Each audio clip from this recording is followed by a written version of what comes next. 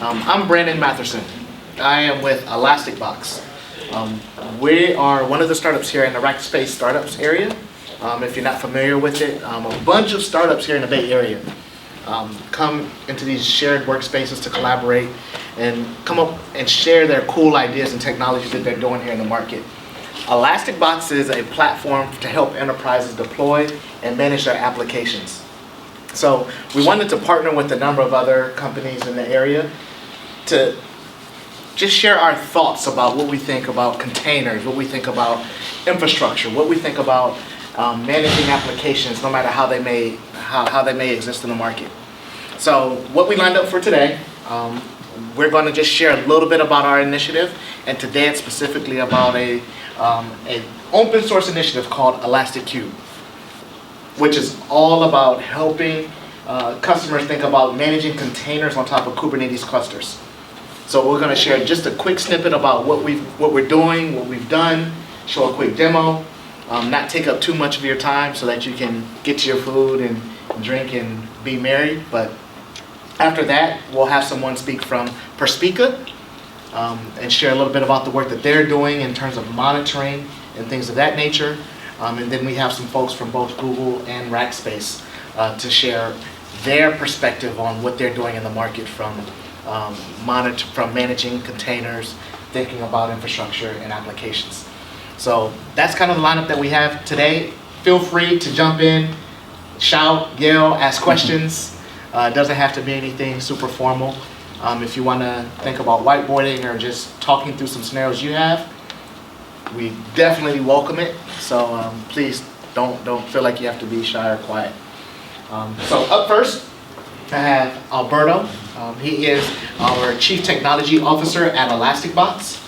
And we're going to share a bit about what he's done and the work that his team is doing in the way of Elastickube for containers. So with that said, Alberto. Awesome. Awesome. Thank you, Brandon.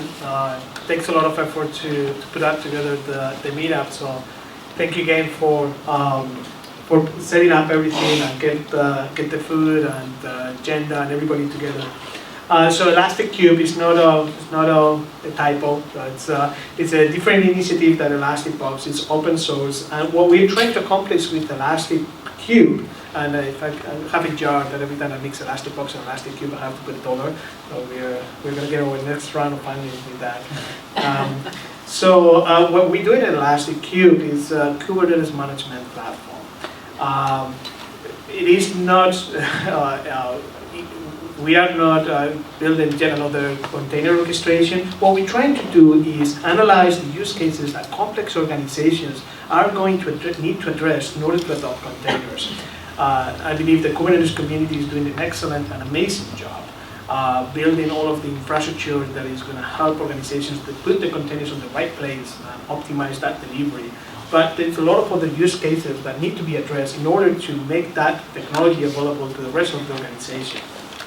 Things like, for example, authentication authorization, and how did you integrate that authentication authorization with existing systems, whether it's a SAML or OpenID and policies that they might have, claims, and so on and so forth, and in making sure that the organization has access to the right resources in that cluster. There's other use cases, like for example, not everybody needs to be an expert on every single deployment detail of containers. So we have to create that simplified experience that enables anybody in the organization to be able to consume those clusters. And not less important is making sure that you get all that infrastructure, notifications, monitoring, that you start thinking about how all those containers are going to be managed throughout the life cycle, right after deployment. Finally, in any enterprise organization, so most of you know this, there is a lot of requirements around auditing, reporting, and making sure there is the visibility of everything that is being executed in that cluster. So we built Elastickube, trying to address some of those use cases just as a starting point. This is not the final solution. What we are doing is working with you guys, trying to figure out what it's going to take to get all those organizations to move to containers as fast as possible, which I believe is a common goal that we have all in this room. Right? We're trying to move there as fast as possible because of the benefits of it. So we built well, first release, is very easy to install. You just do a call command, and the only requirement is that you have kubectl pre-configured in your machine. And what this script, the script is going to do is deploy a few containers into your cluster that delivers all of the services that Elasticcube needs to run. The code is open source, it's available in ElasticBox/Elasticcube. We use exactly the same CLA model that Kubernetes, and it's an Apache 2.0 license. So, it's right up, if you're comfortable using Kubernetes in terms of licensing and open source, then you will be comfortable using Elasticcube. So let's get to see it, right? So what we did, thank you Arnold, one of lead architects here, deploy a Kubernetes cluster using Google Compute. We are agnostic about the Kubernetes cluster configuration. So it actually works with a lot of the different deployment setups. We've been working with a lot of people in the community, making sure that we eliminate that friction deployment so it works in as many places as possible. We even have a diagnostic page that tells you what things are configured and not configured when things go wrong. That hopefully will make everything sense here. I'm going to try to do the demo with this here. Yeah, audio, you guys can hear me, but I don't know if it's going to be recorded. I'm sorry, whoever is recording this. So once you have deployed Elasticcube, the first thing that you see is a sign-up flow.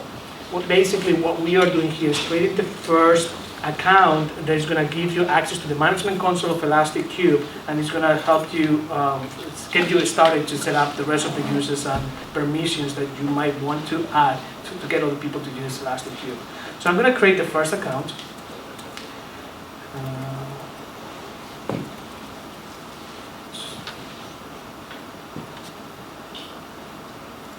Awesome. So once you have created the first account, we send you to an admin page. This page is only visible by administrators of the cluster. Here, the kind of things that you configure are what is going to be the external address that you're going to make available for people to access the Elasticcube web app. Who is going to be a cluster administrator, and how did you want to configure a single sign-on? Right now we configure Google OpenID, but there's a pull request that is almost ready that we're going to merge in the next few days that adds support also for SAML 2.0. So that is going to give you pretty much a spectrum of all the single sign-on capabilities that you might need. Also, there is a URL that you can configure that points to a Git repository where your charts are stored. Okay, so what is this? We wanted to make it very easy for users of Elasticcube to deploy full stacks, full applications. So right now, there is not a standard to deploy a full application, but the Helm guys have done excellent work coming up with a structure within Git repositories and a manifest file that kind of captures the multiple layers of an application.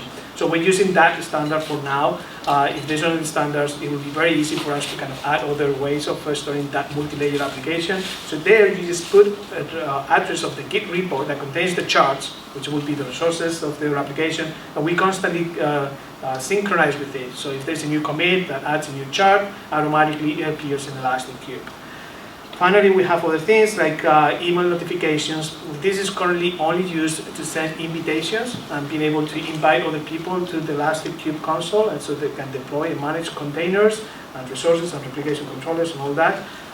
In the future, is something that I'll show you some of the mockups. We are going to add notifications, such as a container goes down, you get an email, and you can see anybody has operated any of the deployments or installed something, you will be able to see who did what and when.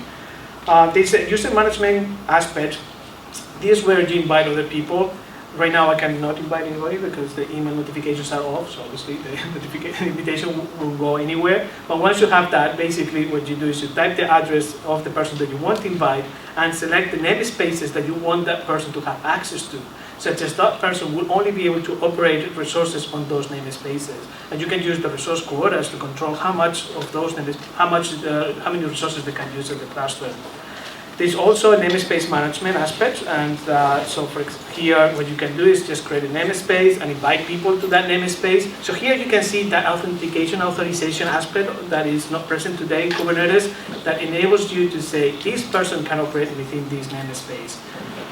Charts gives you a list of all of the charts that have been synchronized on that Git repo. By default, we point to the Helm repo, so every day there's a new one, Spark, that's been updated today. And instances, which basically gives you visibility of everything that's running on the cluster across all namespaces. So here you can see actually some of the resources that have been running, and like for example, we use a Mongo backend, we have some services that run in the containers, so you can see everything running here. You can even see the Kubernetes dashboard, the Hipster, everything that is already running on that cluster. You know, we put a lot of attention to detail. You can see even those icons are generated with the initials and all that. Automatically, trying to make an experience as clear, simple, as nice as possible. If you're a normal user, you don't get access to that admin console. Basically, the only things that you see is instances and charts and this drop-down. This drop-down allows you to switch between namespaces, and effectively is how you switch context between one namespace or another.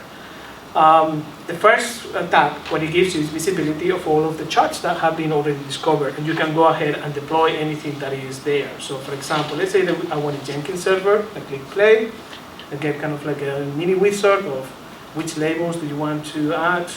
So I do cloud wizards, and click deploy, and basically that's all I do. And the new instance is coming up. Here you can see there is a service, there's a replication controller, and there's a pod that is being provisioned.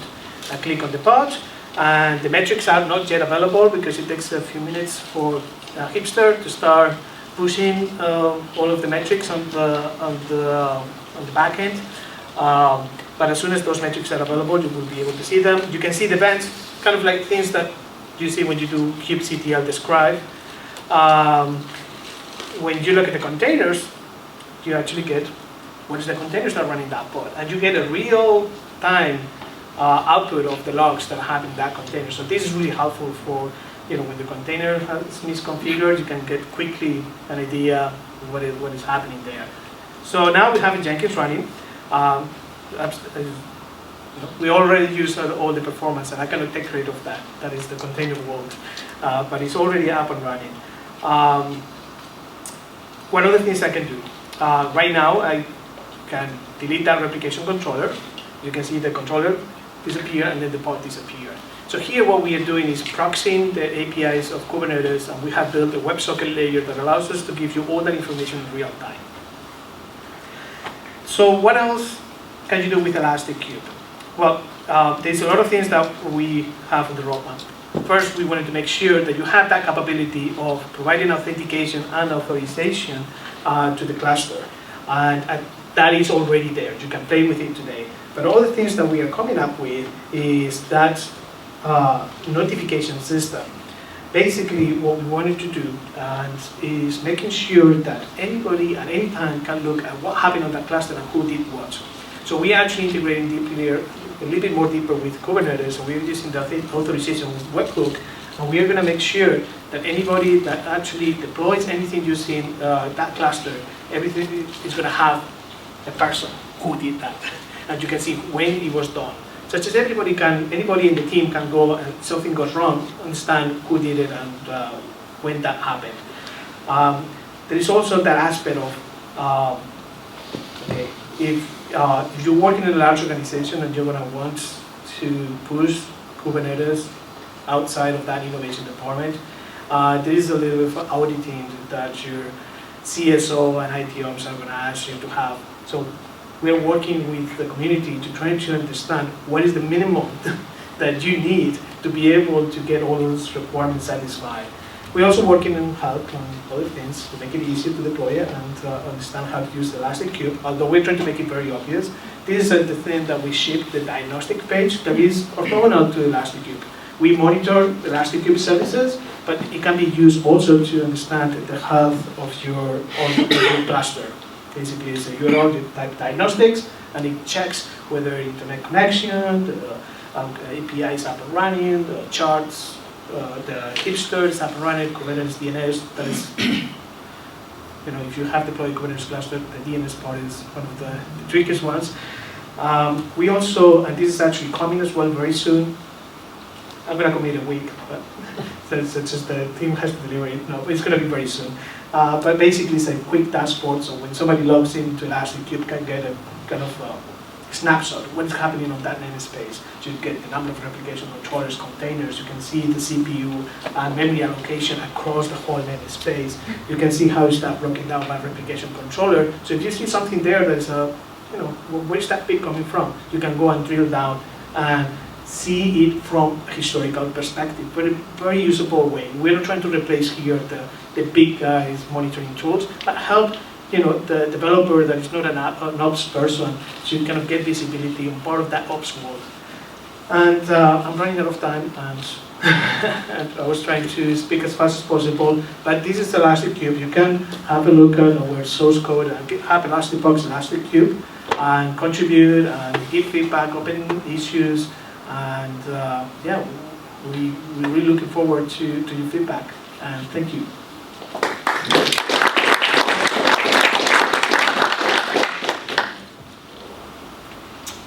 Hi, I'm Phil Whitrock. I'm a developer on Kubernetes, and I've been focusing on UX lately. And so my talk is going to be about how we've been talking about Kubernetes internally and framing it. And so if you don't know much about Kubernetes, then hopefully this will give you a great understanding of it. And if you already know quite a bit about Kubernetes, then hopefully this will help inform how you want to think about it and talk about it. So what is Kubernetes? Kubernetes manages your clusters for you. It's informed by Google's experiences using containers internally. It supports multiple cloud environments and runs on bare metal. It's open source and written in Go. And the philosophy here is to manage applications and not machines. So how can you manage applications and not machines? And the answer we have is to develop an API with a set of primitives that abstracts the machines away, and so you can just say what you actually want done. So the API is all you should really care about.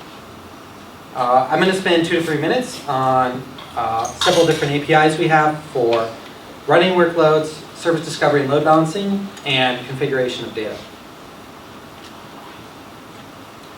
So first, I'm going to talk about pods. How does one run a container on Kubernetes? You run a container in a pod. And a pod is a group of containers, so more than 0, but can be more than 1 as well, with a unique IP address that's visible within the cluster, as well as some environment variables and volumes. So this encapsulates a lot of stuff you pass on the Docker command line, like environment variables, for instance, as well as Docker Compose has a bit of overlap here. So pods are host agnostic. They can be scheduled on arbitrary nodes in the cluster, or you can set up them to be scheduled on specific nodes if you need. Pods have a lot of features in them. I didn't put these on the slide, and I'm not going to go into them in depth, but they're very powerful if you want to dig into them. They have probers for readiness checking, for restarting containers that stop responding. They have graceful shutdown hooks for making sure you serve all your requests before actually killing the container.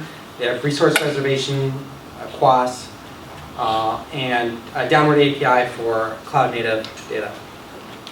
And we bootstrap the cluster, or pieces of the cluster with pods. So kubedns is actually run as a pod. So great, now you figured out how to run something inside Kubernetes. And the next question you have is, how do you scale that? How do you run a bunch of that same pod? Now that you've made a bunch of that same pod, how do you do a rolling update to the image in there, or some environment variable in there? Once you've done that rolling update and you realize that it's a bad push, how do you then roll back to your previously known good version? And so you don't really want to be creating pods directly. Instead, you want high-level abstraction that manages the creation of pods for you using a template. And these are controllers. Controllers allow applications to focus on what they are best at. So like we have a deployment controller that will ensure in instances of a pod are running, and if you rip out a rack, then we'll go and schedule those pods somewhere else, or we'll perform the rolling update for you, or perform the rollback for you, and keep versions of your previous deployments. Replication controller is similar to a deployment with just some small differences. We have other types of controllers. We have we have jobs. So jobs are run to completion. I want to run 20 instances of this, and I want them all to succeed. And if some fail, I want to reschedule those until we get to 20 successful ones. We have still more controllers. We have daemon set controllers for running a pod on each machine in the cluster. And we're continuing to develop this area. So we're going to focus on cron tasks, writing controllers for saying schedule this job to run, and stateful applications. So internally we call these pet sets, and so it's figuring out how to run stateful services with persistent storage that you don't want just disappearing.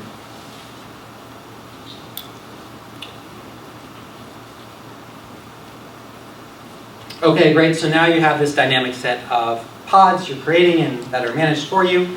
And how do you load balance traffic across all these and make sure you can discover your backend service? And the answer here is services and ingress objects. So service provides an L3 virtual IP endpoint that can optionally be exposed external to the cluster. And provides discovery of all the pods that load balances traffic to through a DNS record. We also have an ingress object that provides an L7 load balancing technique, and so that can map URL endpoints to groups of pods. And so services and controllers have a natural relationship where you can have a controller to create a bunch of pods and then create a service to send traffic to all those pods. But they don't need to be mapped one-to-one. So you can have a controller that has multiple services load balancing into it, or you can have a service that load balances into pods created from multiple controllers.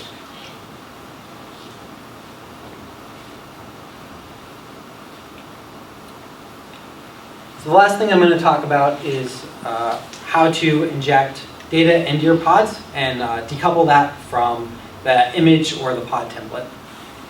And so two items here are secrets and config maps. So secrets allow you to inject binary data as a volume mount point. They're great for stuff like SSL certificates that you want your pods to be able to access, and you don't want to build those certs into your images. Config maps are great for plain text data, setting up configuration in environment variables as command line arguments, or as a volume file, like a properties file.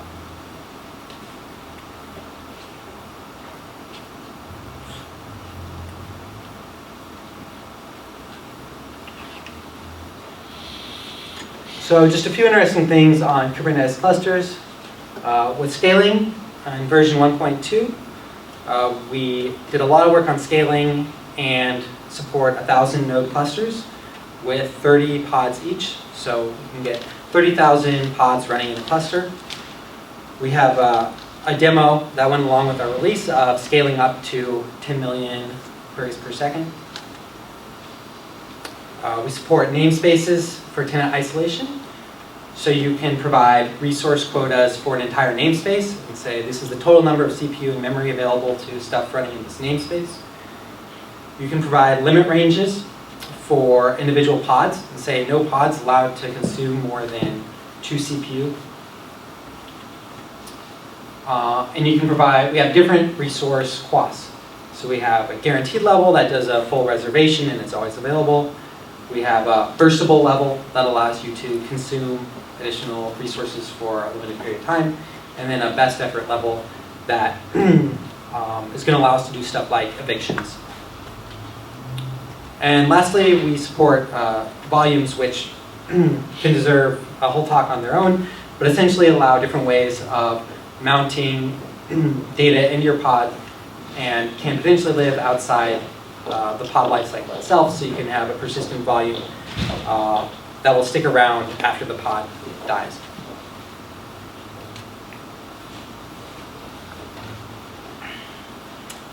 So just a quick recap here. You can run workloads using pods and use controllers to create pods so that you don't have to manage how many pods you want to create or how to update all those pods. Use services then to discover all those pods that can get dynamically spun up and spun down. Or an ingress if you're doing web traffic and want to expose it externally to the cluster. And then decouple your configuration data and your binary secured data, put them in secrets and config maps, and then just inject them into the pods using the template. Thanks.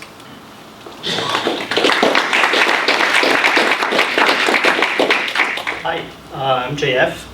My name is Nader. I have the contact info at the end, so I didn't think it would be important to have on the first slide. So today we're talking about container, but the way I looked at it is, what does it take really to bring a container into production? And I'm going to talk about what I feel we need there. Like Phil or Philip? Phil. Like Phil, talked about a few minutes ago, and also Alexandro, right?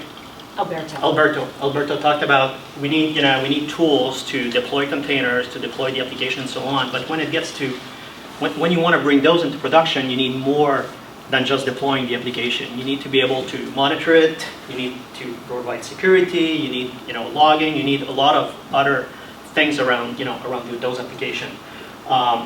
So we're all familiar with containers. There's an unbelievable, unparalleled adoption of containers the last couple of years, right? I mean, here I just took a slide, from Docker, but what it shows there is that there's a huge ecosystem around these things, and also what it shows is that there's not one tool to manage those containers.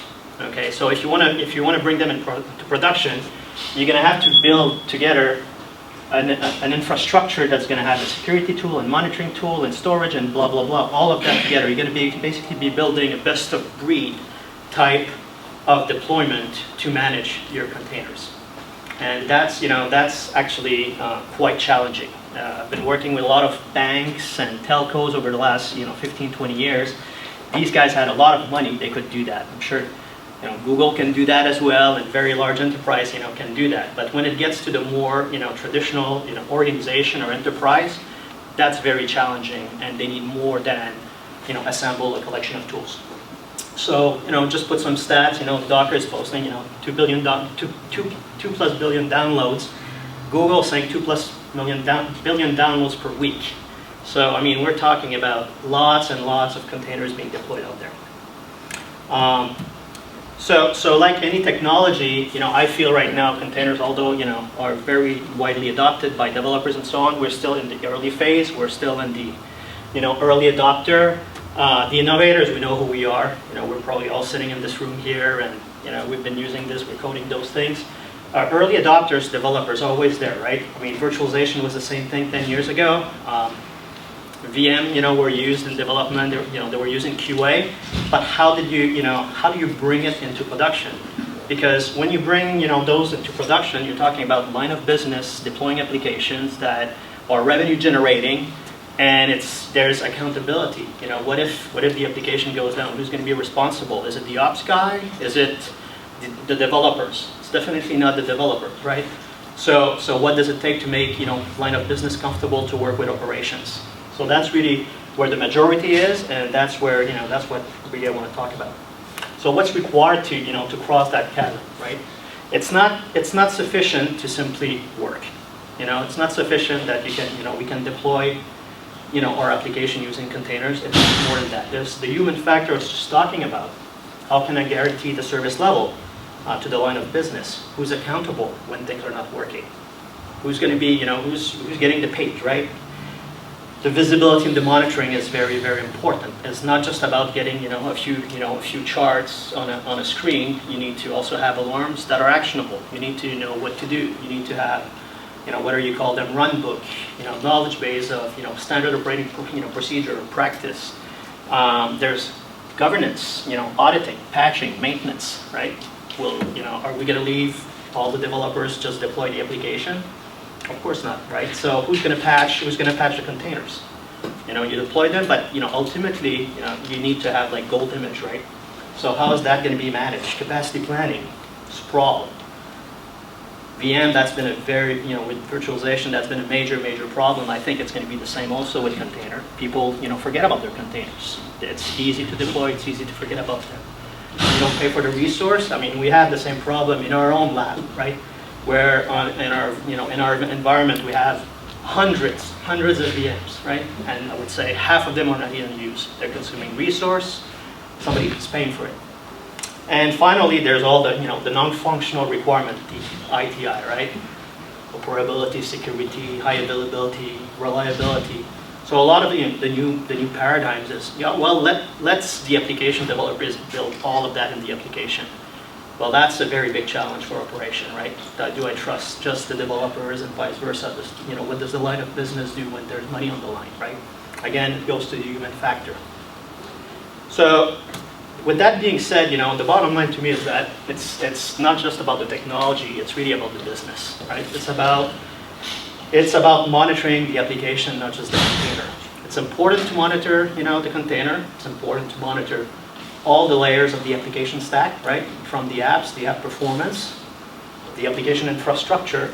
How are all the parts of your application infrastructure, of your application working? Whether it's your Hadoop or Mongo or whether it's an Oracle database, doesn't really matter. How's that working? Whether it's Kafka. But then that's running in containers that are running maybe on virtual machines, that are running into a cloud or on bare metal, on physical infrastructure. So you have to have all this stack. So you need that visibility across the entire application infrastructure stack. Okay. And finally, from my standpoint, because of the granularity with microservice, and also all the dynamicity, the only way you're going to be able to have that visibility we're talking about is by using machine learning, and to create ultimately self-healing infrastructure, right? So you want to be able to trigger actions, but in order to trigger actions, you have to be confident in the type of alarms and monitoring that you're having. So all of this, I think that's where we're heading with this. Here I just put a couple of use cases that are to me fundamental into before getting into production. Like I said, it's not just about managing and deploying; it's about really understanding the environment. Okay, if you can't see it, you can't manage it, right?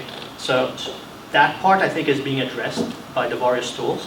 You can model your infrastructure, your application from the beginning. You can get maybe what's talking to what, where things are deployed. You have that mission control. You have resource management and so on, right? So you have that part, which is great. You have topological representation. I see a bunch of tools that are showing you where things are located. But the big problem is not about, like I said, deploying those, about the troubleshooting, reducing the mean time to repair. How do you do that very rapidly? And that requires more than just the basic visualization. You need what I would call a flow map, right?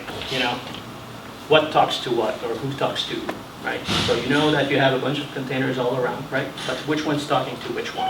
And how's that working? And as your application are scaling out, then you're adding more when you're removing, because you don't have you don't have as much load, or if you're running those in a virtual infrastructure that is doing vMotion, so it's changing, it's also moving around, or you're running it on AWS and they're moving it for you, or they're shutting it down, they're just relocating things.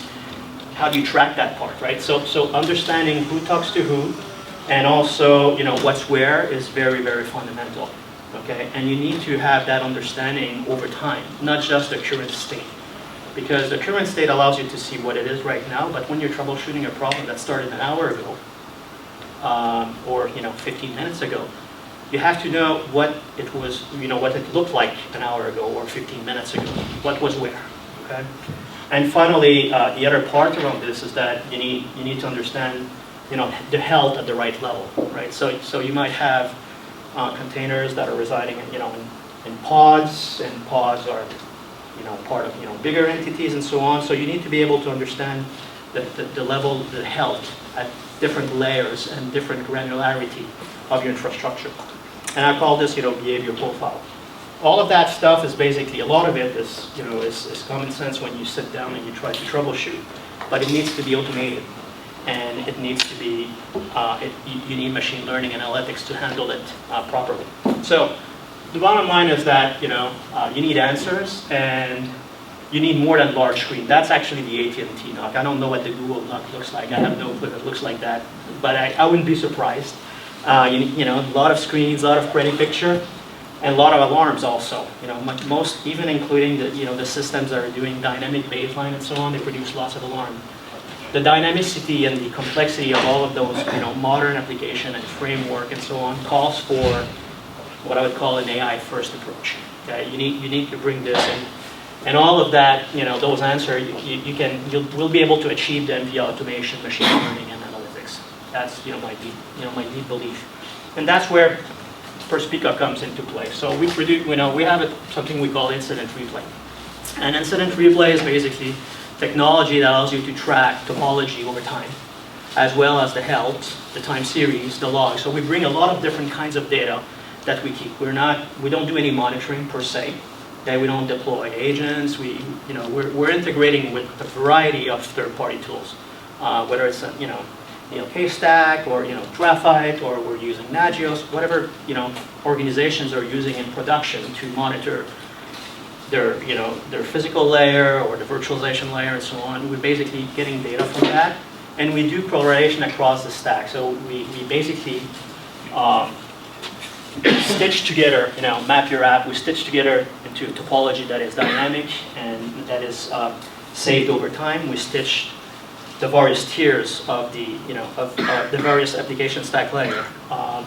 With the behavior profile, we understand what's normal based on time of day and day of the week. That's one way of looking at it. That's like looking at the almanac. But also, when you're at normal operating range, we're looking into are things correlated the way they normally are, right? So you can have the right level of load based on time of day, but maybe the number of bytes in or number of transaction requests is completely out of whack with your context switch, or the number of connections that are being kept open in the back end is increasing. So we learn how correlation between the various metrics work at the different tiers, and when there's correlation breakage, we can identify what's happening there. That allows you to also maintain service level, etc. There's anomaly detection, problem analysis, etc. So that's in a nutshell what we do. We're applying different AI first approach to provide operational intelligence. And I guess thank you. I don't know how much time we have for today. I'm happy to do 5 minutes demo if that might be helpful. Do I have time for that, or? Yeah, sure. Okay. So this is really impromptu, because last couple of weeks when we talked, well, it's gonna require a bit more time. So we're offering our product as a SaaS. You can go on our website and try it for free. You just sign up there, and there's you'll get an account created.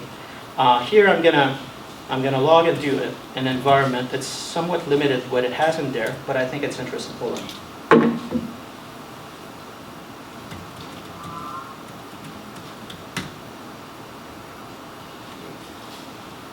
So I should get Akil to. Am I connected? No. I'm not doesn't look connected. like it. That is the problem. Yeah. Let me see. Can I get this? No, I should be connected.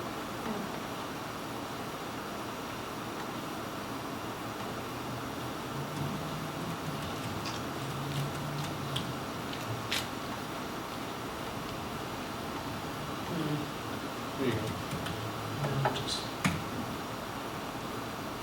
No, I'm not. Try locus.perspica.io. No, it's not this. It's really. All right, so I think the demo is going to be for another time. Looks like it. For whatever reason, I lost my connection, my connectivity. All right, let me disconnect this for a second, so I can be careful. So while I'm trying to get this up and running, Akil here is our product manager, and he's going to be I'm sure he's going to be happy to talk more about the product and get you a demo. He also brings some some stuff to give to you guys if you're interested. We have some swags. Some for swags. you. Yes. Okay. Awesome. So I have a question. Well, Yeah, sure. Go ahead. you talked about looking at it at every level and not controlling your own agents. You're trying to pull from any data, which is great. But do you have data sufficiency when you're trying to look at all the levels and do the correlation? Because every infrastructure, I mean, today virtualized environments are nicely monitored, but virtualized environment, physical environment, containers are all together. That correlation, how are you? Yeah, so there's all kinds of integrations that that we have in there. So this is a sample of stuff. So we have some physical things. We can also get integration to product that collects like data from other bunch of things like Nagios and so on. That's one aspect of it. The other aspect is getting stuff directly from the application infrastructure, okay, like the Hadoop and so on. And you get also from things like New Relic, Dynamics. So we do have a bunch of integrations that are already existing, and we have an API if you have your own data that you want to feed it. So so that's how you get to do it. We don't provide an agent per se. There's tons of We try to keep it agentless, and it's all collector based, so you can add as many data sources to it. So okay, so I'll do that in a very quick minute. So there's a dashboard. There's a few things going on. So what I'm going to show you is I'm going to do an incident replay. I know that there's an incident somewhere here in my database that happened in February around that time, and around whatever that term is, 2235. I'll go there, and so here I'm in historical view. So right now I'm showing you the dashboard. If you were at that time, specific point in time, that's the dashboard you would have seen. When I logged in was the dashboard right now monitoring a bunch of things in the lab. So at that point in time, there was suddenly 14 alarms, going on. So that's a small environment. There were 56, objects, part of that applications that is a multi-tier application that has, load balancers involved, has, database storage in the back end, with failover database and so on. And a bunch of things are happening. So I'm going to show you two things. The first thing I'm going to go is, I'll show you one of those servers that's running a bunch of things. And on that server right now, that's an ESX host, and it has 4 VM on it. And it's telling you I have some metric issue, I have some CPU ready issue, and so on. What I want to show you is I can look at it. What was it like, for example, 10 minutes before? And here what you just saw is that it was basically replaying that topology. And 10 minutes before there were different set of VMs that were there. And whatever those VMs were okay, it's showing you the key performance indicator at that point in time, because when things are okay, there's a set of things that you want to know, okay? But when problems are occurring, like later on, as things have started changing, suddenly it's showing me my top deviating metrics. So the things that matters for me to look at right now, it's telling me what those are. It's not a static dashboard. It's basically based on the context of what's happening. Now I can go and look at that specific alarm and what what the thing does actually, and I could go and scroll around, but it brings you not only the metrics, but it brings you also logs that it gets from, for example, in this case from Splunk, can get it from Sumo. So it's integrating data from vCenter in this case, from from Splunk, from New Relic, Tillingham, from the load balancers, all of that together, and then I can go and I could say, okay, well, do the root cause analysis for this. And as it runs the root cause analysis, it basically leverages the topology and how things were connected. So it understands the transaction path, understands the application stack, and it's looking over time, and it comes back out of those alarms. There's one that is the cause, which is, on that host there's a problem, and the most impacted one is actually this web server, whatever demo. That's basically my VIP at the highest level. And it shows me, if I go and look specifically at the impact, there's 8 of those alarms that are correlated. I can go and look at them, one by one, but there's no point. But that load balancer had that VIP with issues where it's time to first byte, meaning it's the latency, for your response time to come back, it's too long. And my number of connections are the same as they normally are. So it tells me this. It tells me also, what the root cause in that entire topology, which is the one that's causing the problem, etc. and then it makes some recommendation about how to go and fix that problem. So essentially, that's what the product does. That's it. That was my 5-minute demo extra. Thank you. Thank you.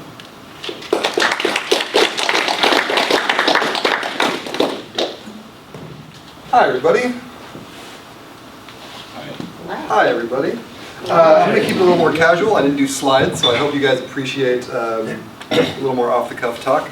I didn't see a kind of a breakdown. I'm a DevOps, and we can talk a little bit from my perspective on the ops side. But could you tell me, like, raise of hands or like shouting, are you kind of devs? Do you have a business perspective? Devs? All right. Business-minded, a sales more leaning. All right, perfect. And like ops guys, disgruntled, wonderful, my people, I love it. So I work at Rackspace. I work out of this office actually, and I work on the DevOps team that manages our monitoring product, our metrics product, our dashboard intelligence product, and our auto-scaling product. All 4 different architectures, all a big pain to manage at the large scale. And so containers are a solution to a bunch of problems for us. And I want to tell you why they're the right thing to do from the ops side. You might have seen or been convinced through like these talks, through Hacker News, through just kind of reading online of how great Docker is and Kubernetes is, and any of the number of tools that have come out in the last 1 to 4 years. But hopefully this will give you some idea on why containers are the future, why you need to move faster in that direction than you already are, how they've solved some problems for us. So first, let's get into, in the standard world, like you write an application and like, this is a cool thing, I'm gonna go put it on the internet, maybe you get an AWS account or a Rackspace account because Rackspace is amazing, or Google Compute, Azure, whatever you wanna do, droplet for a couple of bucks over in Europe, whatever you need, stand up an application. But what if it's like an interesting application, web app or what have you, and like the worst thing in the world that could happen for a developer of a one-man shop or a startup, it gets too popular too fast. Which is a nice problem to have up until like you run out of money. You have to pay for it to do load balancers, have to like scale up, have to think about all these issues that you don't necessarily want to think about. You just want to make a thing that does whatever it is, like a widget that accomplishes a goal. So containers let you approach a problem with an abstraction layer that you can deal with scale really nicely. Which is helpful for ops guys like me because we get woken up in the middle of the night when your site hits Hacker News or it goes public in 9 a.m. in Europe happens ahead of where I'm sleeping until 11 and the West Coast time, and things start breaking because users start hitting it too hard. In a traditional world, 10 years ago, 5 years ago, 20 years ago, you would have a dedicated box or a handful of boxes. You would use today something like Ansible, you'd use Chef, you'd use Puppet, what have you. Back in the day, you had shell scripts or like the guy that set it all up for you. You know what I'm talking about. And if your load goes from 1x standard to 10x because you just hit like whatever viral thing, there isn't a solution to do 10x the number of systems. You can do Ansible, and if you have more boxes, or if you have a credit card that can afford a bunch more instances, you can spin all that up, and that's great. But if your application isn't aware of dealing with n instances of a thing, be it your application, your front end, your back end, your data store, if it's not aware of that, then throwing money at the problem just doesn't work. Like, you can't have 100 instances of something if it's not built to have an arbitrary number of instances. So containers are the first step into making your application have to think that way. How I got into this problem and what I've dealt with most recently is the dev environment problem. So everyone's got a production environment, whether that's on their personal computer that's publicly facing or like your single instance VM or what have you. And that's like, that is your golden image, that is the perfect, correct, never do something funny there. Or, always work in production, depends on your philosophy, I suppose. But that is distinct from your dev environment, and it shouldn't be. You have a dev environment which might be doing Vagrant if you're doing reasonably modern DevOps kind of things. It might just be like a process that you run on your laptop. That is not what your production environment looks like. So bugs you run into in production can be really hard to reproduce in dev. For instance, so we just got rid of this. In our Vagrant world, we have a single VM that has one instance of every part of our application.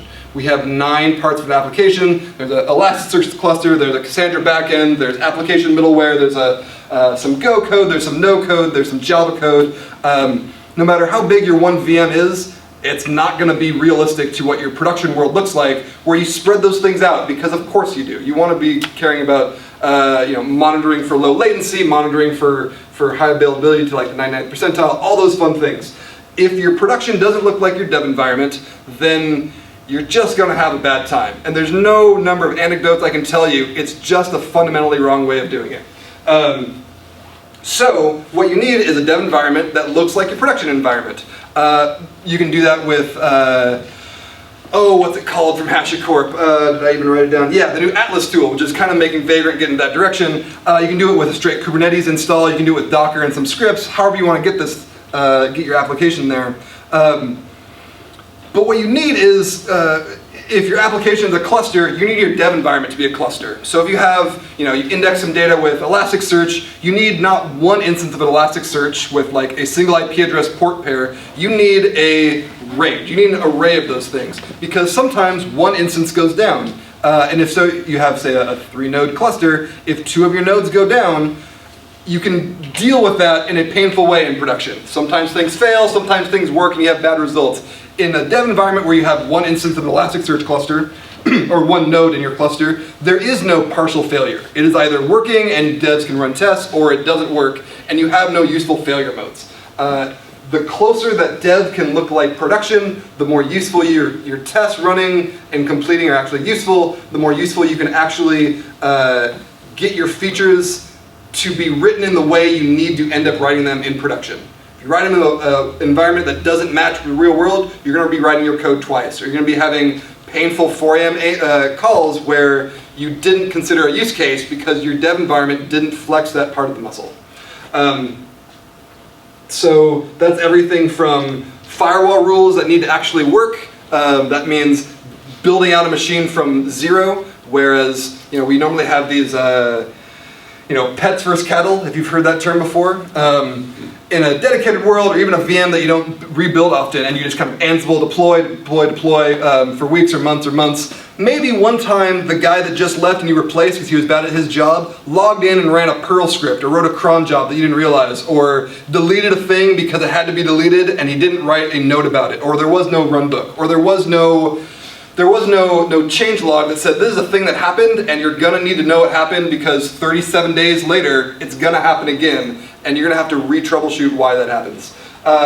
Containers let you build from scratch the environment that will actually look like the way it is from either your CoreOS base install or an Ubuntu minimal install or whatever your preferred distro is, without having this cruft that can build up over time that is kind of outside your awareness. And let me tell you, from the DevOps world, that is the bane of my existence. You need to be able to get away from that type of approach to running an application. Containers let you do that, and they're freaking amazing. I don't know if this is going on the internet. They're effing amazing, though. You also deal with things like, you think about deploying your application, like your data store, your application logic, front-end logic, maybe load balancers, but can you redeploy your CI system from scratch? Sometimes you'll use a Jenkins, or you'll use like a Drone, or you'll use Circle CI, or what have you. That's super, and Travis, the other one I'm thinking of. That is great if you're gonna pay for it, or you always are online and you want to have an internet connection. If you want to be able to develop offline, if you want to deal with failure modes, partial connectivity, if you have secrets that you can't get away, let go to a hosting provider or a cloud provider like that because your corporate security or your legal department hasn't given the whatever sign off, you need to be able to have that all on premises in some way or another.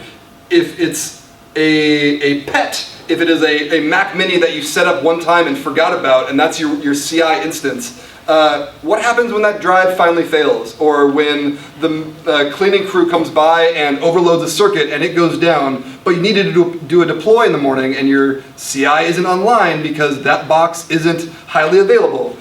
You need to be able to get to a place where every service you run, be it your production workflow or your kind of like auxiliary infrastructure stuff that you don't really think about but actually stops you from deploying if you need to deploy when your eyes are red and you're still groggy. That's all production support.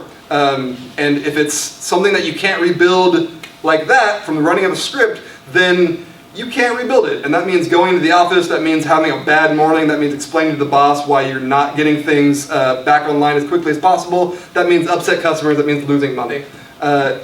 If you approach everything where everything's through a container, then you can say, it can still live on a Mac Mini, like whatever the box in the corner, it's not a problem.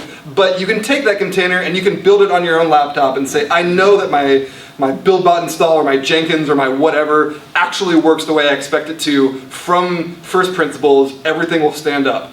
And so if your office space goes into a black hole one morning because you have awful luck, you can rebuild that. Maybe it means plugging your laptop into the internet for 5 hours to, band-aid the solution, or standing up a new VM, but you can do that. If you don't have a container world, then I promise you, no number of Ansible playbooks or chef scripts or whatever your preferred CI solution, config management solution, you're gonna forget something. Just inherently you're gonna forget something. An employee won't be online to remind you that, oh yeah, this thing happened that you knew about, like technically if you thought long enough, but it wasn't in the runbook or it wasn't written in script, in infrastructure as code, and so it doesn't get set up right, and when you stand up something anew, it will be missing, which is effectively still broken. And that's gonna be a bad evening, a bad morning, a bad week for you. The next piece is we're talking about production versus dev environment. That's super useful if you can have a dev environment that looks like production, but how many people have multiple environments? Yeah, you have at least a staging environment, sometimes you'll have a QE environment, sometimes you'll have a test environment or a load environment. The general solution to this is using feature flags. Put code in your application deployment, whatever, the Docker, or maybe it's a big image, tarball that you deploy around, and you have a config that says, all right, let's turn on new fancy feature X, and then you can make use of it. That's great, except it doesn't work for config management almost at all, and it doesn't work for when you have multiple things interacting with each other in ways you don't expect. And it doesn't work in ways that make my life really awful. If instead you can have, say, a Docker or Rocket image that either using feature flags still or kind of that image alone enables that feature, so it's kind of a binary or a static feature flag, you can have that same bit of code, that same Docker image, literally the exact one run on your laptop. Yep, it works. All right, let's send it to staging. Does that work? All right, make QA give you the thumbs up on it, put it to your load balancer or your test harness, make sure that all passes, make sure you can throw load at it and then it'll work. And if you're using something like Kubernetes, which y'all should be doing because it's amazing, you can start saying, now instead of taking this thing that's in staging and I'm mostly kind of sure it will work in production, instead of just having that binary switch and says, oh yeah, this is gonna break because you have 1000x load because you didn't expect it, you can use pods and some tagging logic to say, all right, now send me 1% of the traffic to my new feature image. 99% of the traffic will be the old image, but do that 1% and see if your 500 errors start going up, or if your queries per second start going down, or if your any number of problems that blow up in front of your face. Your JVM memory usage starts going up. You start throwing exceptions or stack traces or whatever your metric is for, oh shit, I did a bad thing. When that starts happening, you can go from 1% to 0%. Some customers might be impacted, but not all of your customers will be impacted. And you can't do that in a sane way unless you have an abstraction that lets you deploy code that way, and through something like Kubernetes or Mesos or whatever your was it data center OS, the term people are trying to coin. If you have an abstraction that says you have a layer 7 load balancer that some URLs can go to X, everything else goes to Y, A through M, then you can actually roll out in kind of a canary style. If you don't have that, then it's going to be a binary switch. Either you're sending all your traffic to it, whether that's a green-blue deploy or otherwise, and you're going to have a big awkward rollback. There's no reason you should be throwing errors to your customers or having your boss get notified because people are having issues with resolving some URL or can't log in correctly. If it works today, it shouldn't stop working this afternoon because you deploy some new code. Even if that code's broken, you should be able to isolate that issue, take it out of the rotation when it's too bad, either through some automated AI type stuff, or machine learning, or just you're hanging by Nagios or you're hanging by PagerDuty and waiting for something to notify you. Introducing that abstraction is life-changing. Like it's fundamentally changed the way you approach rolling out code. It fundamentally changes the way people come and shoulder tap you, either internally, developers or project managers or what have you, or customers who get on the Twitter and say, at Fubar, what the heck happened to your service? I can't log in. If you can truly canary that rollout, one, the chances of anyone noticing are near zero, but you can nip it in the bud. You can stop people from seeing more of that error rolling out without having to do this binary, like a blue-green switch or an all or nothing. Let's roll out bad code. Oop, it doesn't work. Let's roll it all back. And then you have to worry about your DB migrations and all the pain that comes with it. The other piece of this, which generally is less of an obvious concern until the money starts rolling in, is that it's fun to do a SaaS. Like the easiest way in the world to manage software is to pay someone else to run the hardware, and you get an SSH endpoint you can log into, point DNS at what you need, and go.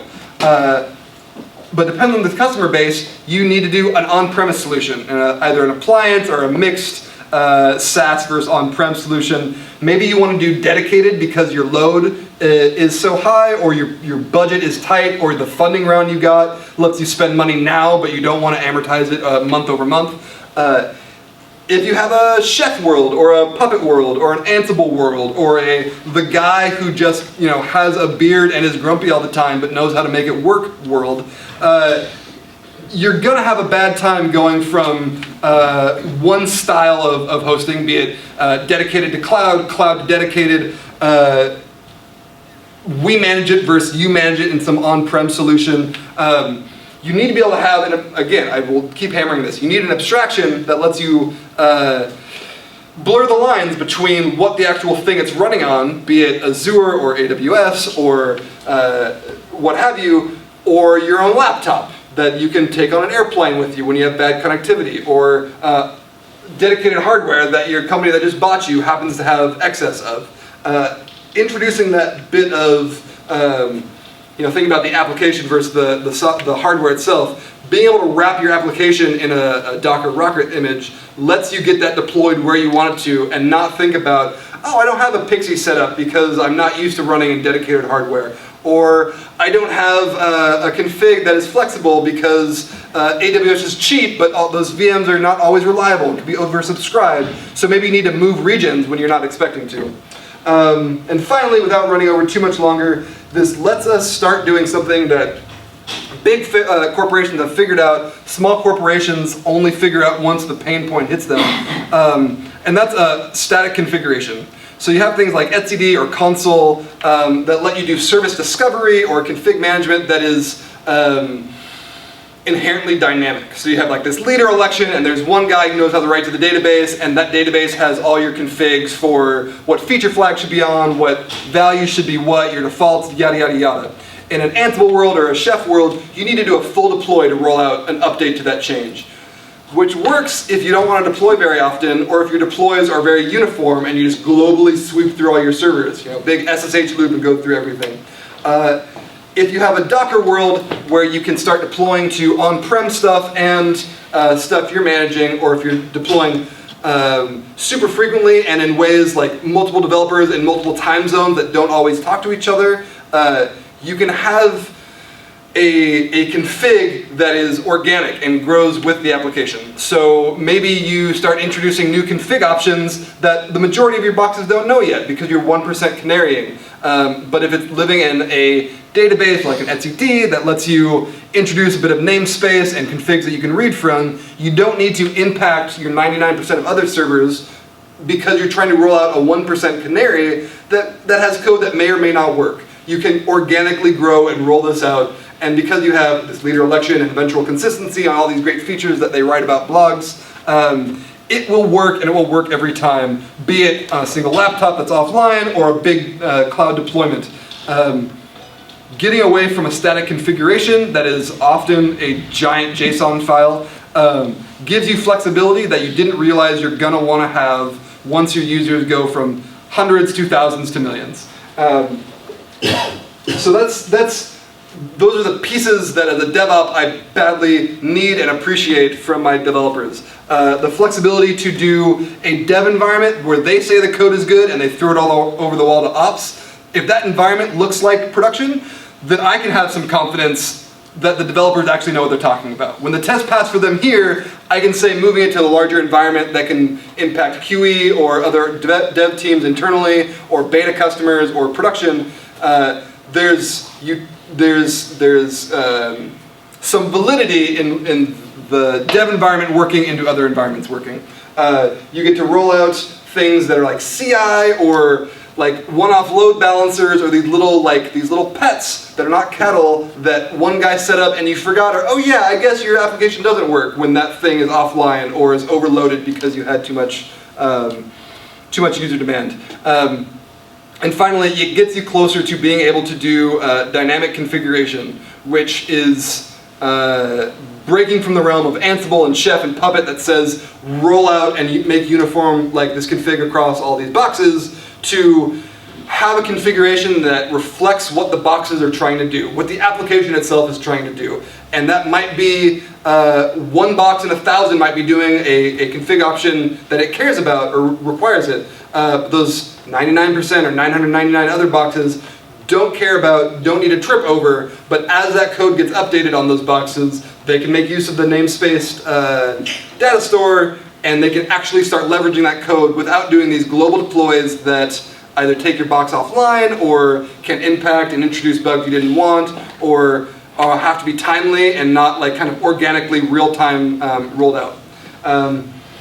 So having gone over a little long, I apologize, kind of some rambling thoughts that from a DevOps world, please, for the love of God, you got to move to containers. It's the future. There's no way around it. It's going to make your life easier, whether you believe it or not. It absolutely makes ops lives easier, and your application turns out it looks really cool when it all works. So thank you. Yeah. I know it's kind of quiet. I don't know if some things jumped out at you, but if there's some general thoughts or questions, or specifically about their technologies, about things that you're doing in your environments today, or that your organizations are starting to adopt, I'd love to have you share some of those thoughts or pose some of those questions if there are any. Go ahead. I have a question, maybe either Kubernetes or ElasticBox you can address.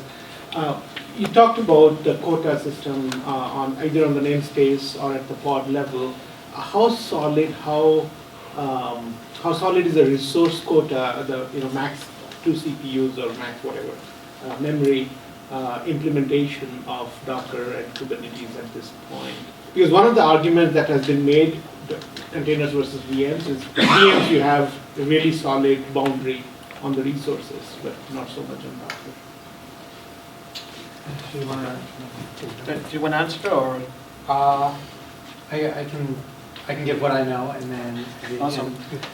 And you go ahead, and then I'm gonna call impromptu here. One of our lead architects have been doing a lot of work on Hipster, has been actually doing a lot of analysis on how to calculate how much a container is actually using of a machine. But. Okay, great. You can definitely put yourself in a place where you can overcommit and not have the CPU and memory available that you said would be available. I'm not sure what the specs are on the level of service cgroups provide. I'm Arno Burnett. I'm one of the lead architects for ElasticBox, and I've been probably one of the main contributors of Elastickube. So I've been doing some testing with actually Serve, and it turned out that it's fairly accurate. Like if you give one CPU, you can try to get if you put a hard limit and you go over one CPU with like a stress or load testing system, your code is gonna be killed. Like Kubernetes is not gonna let you go over one CPU. Thank you. We also, I think there's out-of-memory killing. So there's ways that if your process tries to consume more memory, then it ends up getting killed. Awesome, and of course there's as well some kind of interesting, when you have the namespace limits, some of the things can be challenging because it's not just what a container is limited to use, but it's the whole namespace. So you have to have an account, everything is running across. And I believe you also kind of have some insights on that it's not trivial to measure all that namespace, but this is still fairly accurate, right? Yeah, so it's still accurate, but the namespace limits are independent of the cluster. So you can give 10 CPU limit to a namespace, and your cluster can have 2 CPU. That's not a problem. So you kind of like need to know what's your cluster if you want to use that limit correctly. Of course. Awesome. Thank you. And by the way, we're building, of course, the Kubernetes team is building all of that scheduler and C groups and C advisor that makes it possible on the back end to enforce those limits. Our designer was here because he's building an awesome UI to try to rationalize how to design those quotas. And if you're interested, we're more than happy to put you in contact with him, and so you can provide early feedback before we put in Elasticcube. Go ahead. I have questions on the last presentation regarding the depth environment, right? So when you have some trial and depth environments working, you're going to move to productions, right? So I have a use case from customer, they have kind of want to play flexible, right? So in case of you want to have Kubernetes, Mesos, Swarm on together in the production. So what would be the recommendations first for you? And for ElasticBox, so can you guys allow us to switch between environment from Kubernetes to Swarm to Mesos, things like that, the ranches like CoreOS to, you are doing this.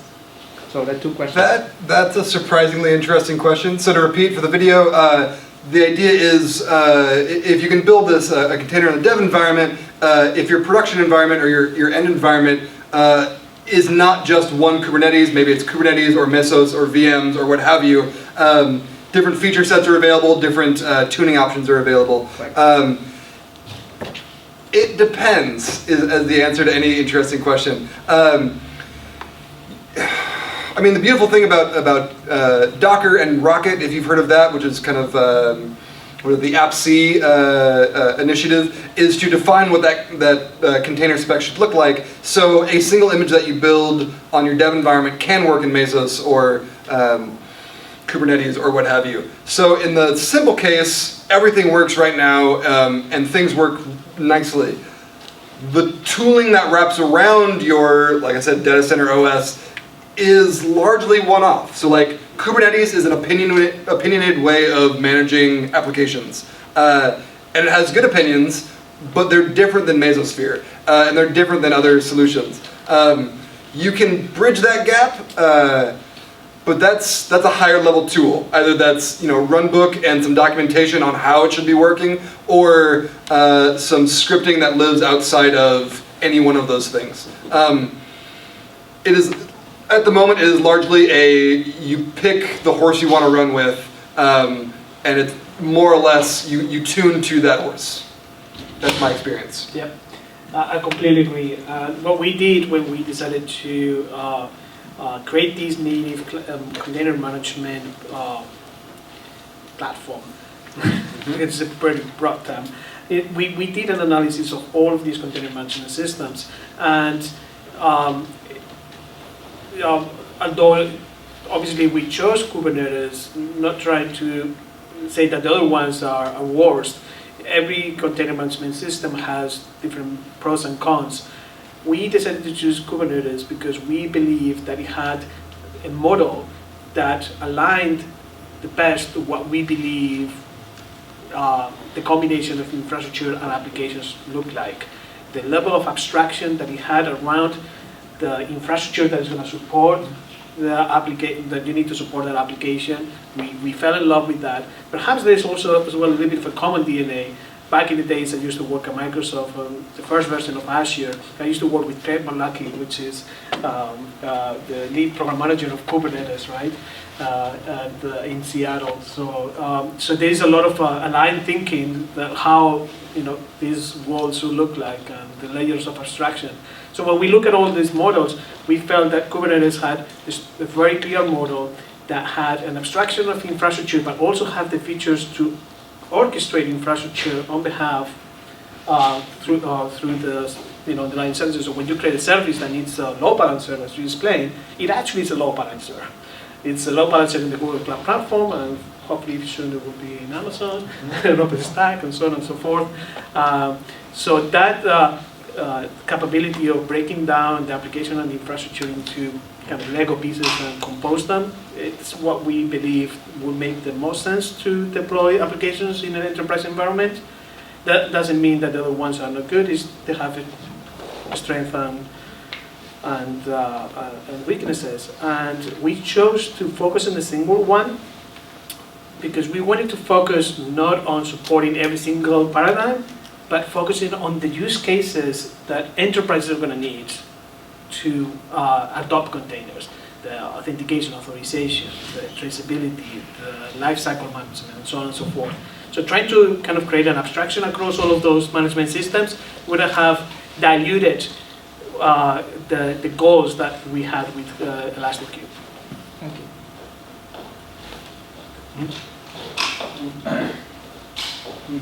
I'm just putting my thoughts for you to respond to.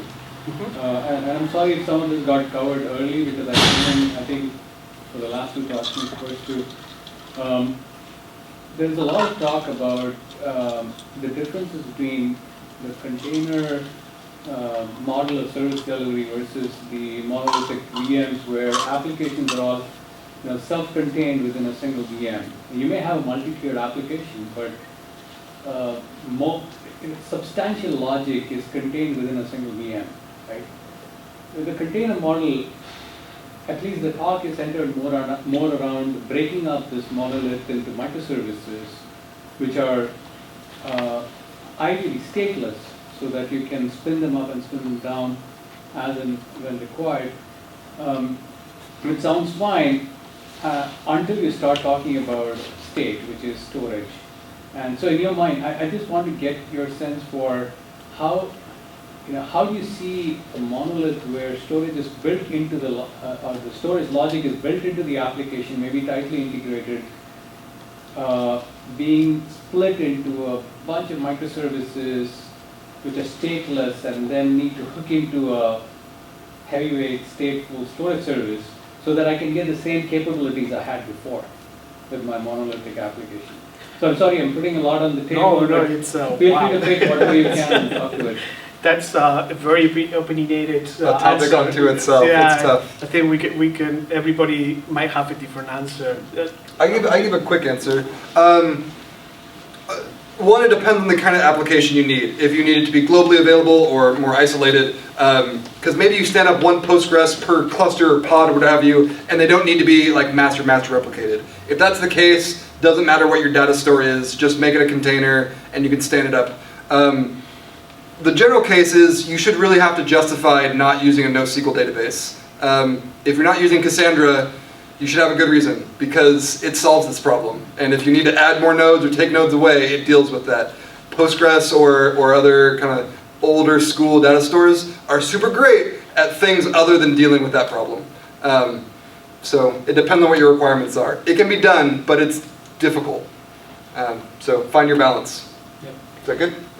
Yep. The way I kind of, as you were speaking, the thoughts that came to my mind first is that containers are not equal to microservices. So separating those two things, you can do, we were having a conversation earlier on about this, And if you look at even the folks that are promoting microservices, the ones that kind of evangelize microservices, folks like Netflix, they did that without containers. So what the containers gives you is a lighter weight infrastructure that might help with optimizing the infrastructure usage of those microservices. The second part is that how do you break down how the services running the infrastructure? It might be in a single machine, so on and so forth. I recommend the folks of Kubernetes have actually, I can't remember, these design patterns for how to break down containers. There's great patterns on how to structure codes and how to take your application and containerize it in the most manageable way. Things like health monitoring, how to collect the logs, and how to separate, how to break down the configuration elements of each of the services of your application in the most manageable and reachable way. And that perhaps is going to set you in a thinking path that that answers some of those questions. But certainly there is how to take an application, containerize it, break it down, and optimize it. Is still a relatively new space that there's some patterns that are emerging, but there is still a little bit of work to do. This is really not my topic. So I'm gonna let Yeah, so I think there's two parts of that to think about it. One is like breaking up a monolith, and the other is what about stateful applications. So the first with breaking up a monolith is, I guess anecdotally, I built a monolith once, and it was, we unbuilt it quickly thereafter.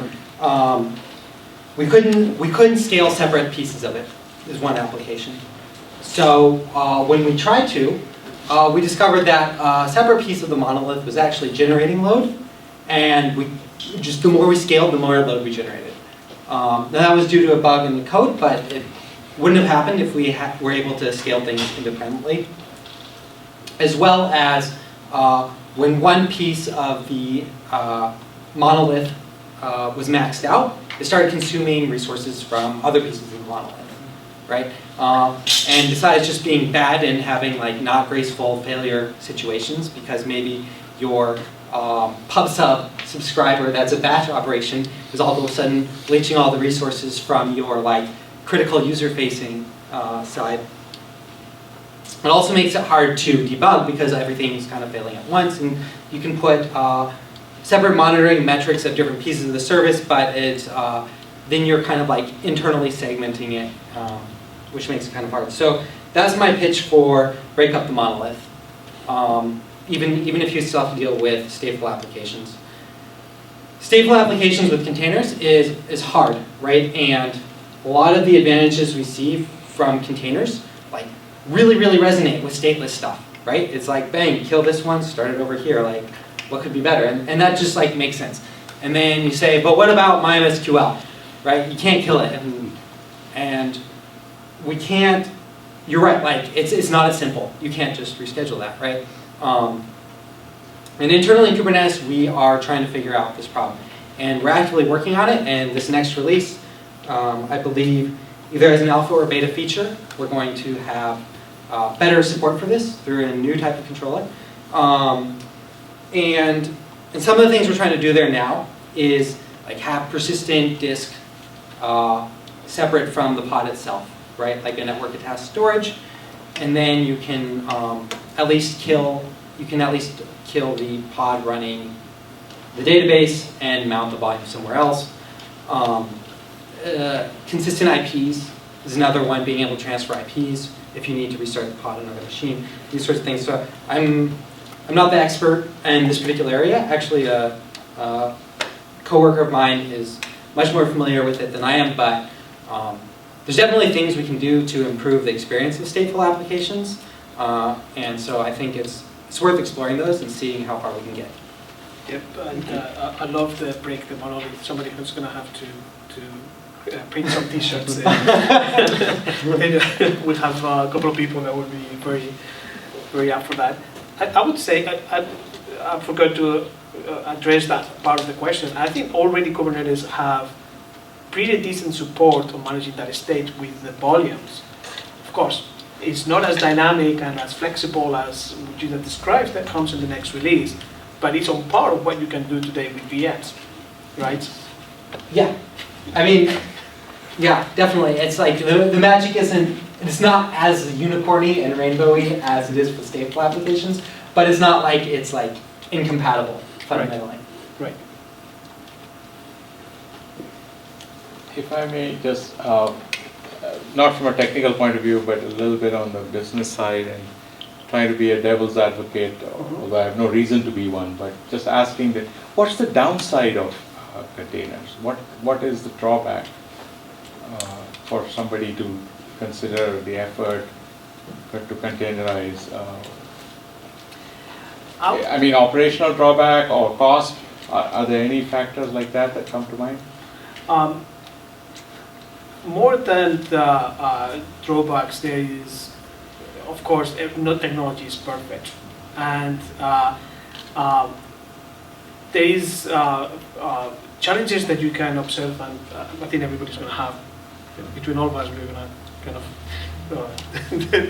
bring a lot of issues, but one initial concern as well is that what is the contents of the container? Who owns the contents of the container? We have lived for many years in a world where IT ops determines the content of the things that are running on our production environments. And now a lot of that content is done by developers that not necessarily have the same priorities and goals that the IT ops team. So there's some challenges there of the transfer of responsibilities that we worked really hard for many years to try to get the IT ops to manage these things very efficiently. Second is that there is a lot of unknowns yet. There's a lot of things that we are learning, and the development has improved a lot in the last 6 months around how to solve networking and storage problems. I think the compute part is the most mature part, but the networking and the storage are still, there's a lot of innovation that is happening. So if you invest right now in containers, you may end up to kind of reevaluating some of those investments at the high level. And of course, there's a lot of other minutiae around the multiple container management systems, Docker, Rocket, how to configure the containers. So you are now picking a horse that is kind of like the days of OpenStack, CloudStack, that you have to make a decision, and well, I think we have at least 2 people that will kind of lean towards Kubernetes, but there's certainly a lot of other management systems that are very capable. Do you have a thought? Oh yeah, sure. I just say I think the unknowns and the fact that you're transitioning might be probably the biggest deterrent. So like you're trading a whole suite of complexity that you've grown comfortable with and problems that you have a playbook on how to solve for maybe a lot less complexity that you're less familiar with and a smaller set of problems that you don't have a playbook for. Good. Thank you. Yeah, so to echo those and maybe add a couple. Playing the devil's advocate, it's a devil you know versus a devil you don't. You can find a lot of developers who know how to handle, or like a lot of ops who know how to handle an Ubuntu VM or an ESX cluster that runs an application on top of it. There's a smaller pool of people who are comfortable with containers. Because of that, you need to rewrite either in part or whole your runbooks. The way you manage these things is different now. And so if you get paged in the morning, you're not SSHing into the daemon or into the box that runs the daemon. You're SSHing into a host, which maybe you can connect through like Docker or other commands to then deal with that. So there's an abstraction, and you have to be aware of that. And then finally, I think you mentioned, like the way Kubernetes works is to a degree magic. Like to me, magic. You might understand it. But it introduces and abuses in some really clever ways networking and IP tables. So there's a whole virtual networking layer with load balancing and like DNS. Every host gets every container gets a subnet, and you can do that because of requirements and tooling up the stack. But that's different than how VMs work or how dedicated boxes work. it's different in a better way in a lot of cases, but it's different, which means your tooling isn't always identical, or the way you deal with problems isn't always identical. Or if you're complex enough, you can actually induce latency in the networking stack because you're doing so many firewall rules or so many software routing, whereas before you're just sending it straight to a box, and it's like everyone knows how sockets work. Like it's a simple. So we're adding complexity in places that need it, but that is more complex. Yeah, so one thing you might want to figure out there when you're adopting is like how much are you going to bite off at one time, right? Because you could just adopt containers, and it's still kind of like using VMs, right? Yeah. Or you can go whole hog and do Kubernetes. So on that, can I follow up with another question? Oh, JF, you want to say? Sure, I just wanted to add also, when I was talking about the human factor, in fact, you just talked about this, right? The compliance, and also, I think the expertise that you need and the people that are managing the environment, right? The developers are typically very smart people, right? They analyze complex problems, they know how to solve this. I don't think you want to have an army of operators that are all developers, right? It's gonna be very challenging. You need to be able to standardize, the process of how you go and fix these things. So yeah, it's great you can program the way your application gets deployed and all of this, but when that doesn't work, that you're having really serious problems. So I think that transition, that kind of operation, DevOps is great, but at the same time, you need the more traditional operations to just get the things running at costs that are manageable. If you put $200,000, $300,000, $500,000 people to manage all your applications can be very expensive. So you have to figure out how do you scale that as well. I think that's a big issue. And can I ask a follow-up? Yeah, this will be the last question. Okay, sorry, didn't want to hog it up, but again, a slightly business-oriented question, which is that containers seems to be attractive for new applications, and a lot of people are flocking to containers as new apps are coming out. But what about all the traditional legacy apps that are out there, the CRMs, the ERPs, and things like that? Is there anything being done to containerize that? Why would you do that? I think if you would do it because of transportability. So you can take it from your data center to a cloud or back and forth or whatever. That's very true. That's very true. When you write the next version of SAP, you think like that, right? The next architecture and so on. But everything that is running, that is deployed, that you have, the scripts and everything to scale them, to manage them, you don't want to start just containerizing just for the sake of container. It doesn't make sense, right? We still run mainframes in banks. Sure. They're 40 years old. Those things still run. They have containers on those mainframes, but I totally agree. So I think containers are very attractive for the developers, right? Yeah. It makes their life easier. It gives them the ability to do things they couldn't do before, and so that's extremely attractive. So it's really for the new applications, not from the old one. Can I add a comment? Sorry. I think the problem is more about what we have already talked about, monolith to distributed. It's not so much about Docker. The problem is breaking up CRM into a distributed mode where it's running on an Oracle. Good point. I think that for me, what the bulb kind of lights up, I think there's two problems that containers solve. There's a lot of problems that the containers solve that you could have solved with parts of the container technology, like C groups and things like that. But the two things that I think dramatically makes you reevaluate the deployment and management process is one, the configuration management is no longer done at deployment time.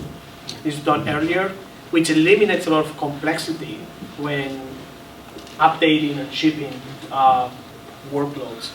Second is that once you have that workload containerized, thanks to the container management systems, you can deploy that workload across all of complex infrastructure from an abstract model.